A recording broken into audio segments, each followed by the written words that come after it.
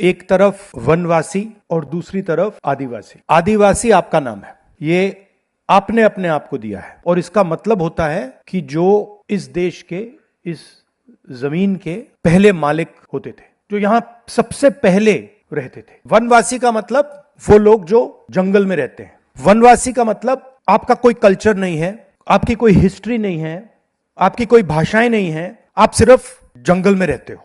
अगर कर्नाटक में जंगल है तो उसमें जो लोग रहते हैं वो वनवासी हैं। अगर जापान में जंगल है तो उसमें जो लोग रहते हैं वो वनवासी हैं। अगर अफ्रीका में जंगल है उसमें जो लोग रहते हैं वो जंगल है। वो आप सब एक जैसे हो जो जंगल में रहते हैं। हमारा कहना दूसरा है। हमारा कहना है कि अगर किसी भी व्यक्ति को, किसी भी देश को आगे बढ़ना है तो उसे सबसे पहले अपने आप को समझना होता है। वो कौन है, वो कहां से आया, उसकी हिस्ट्री क्या है, उसकी जड़ कहां है। बिना जड़ को समझे पेड़ अपने आप को समझ सकता है?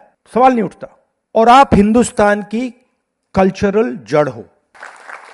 मतलब जड़ का क्या मतलब होता है? जड़ का मतलब है जो सबसे पहले धरती को टच करता है। पेड़ में से जो सबसे पहले धरती को छूता है, जमीन को छूता है, उसे हम जड़ कहते हैं। तो हिंदुस्तान की जड़ क्या है? आदिवासी है। उनका कहना है नहीं, उनका कहना है नहीं नहीं नहीं नहीं नहीं नहीं नहीं, जड़ से कुछ लेना देना नहीं, हम तो सिर्फ पेड़ को जमीन के ऊपर से देखेंगे। और हमारा कहना है नहीं, अगर आप देश को समझना चाहते हो, देश की प्रगति चाहते हो, आपको जड़ समझनी होगी। तो हमारे लिए विक्रांत ने कहा कि आपको इंजीनियर बनना है, आपको डॉक्टर बनना है, आपको लॉयर बनना है, ये सब चीजें ठीक है, मगर मेरे लिए आपकी जो हिस्ट्री है, जो जड़ की हिस्ट्री है, हजारों साल पहले यहां क्या हो रहा था, वो आपके पास है। मतलब वो मेरे लिए नेशनल ट्रेजर है। वो सबसे जरूरी चीज है। कल्चरल ट्रेजर है, हिस्टोरिकल ट्रेजर है, नेशनल ट्रेजर है।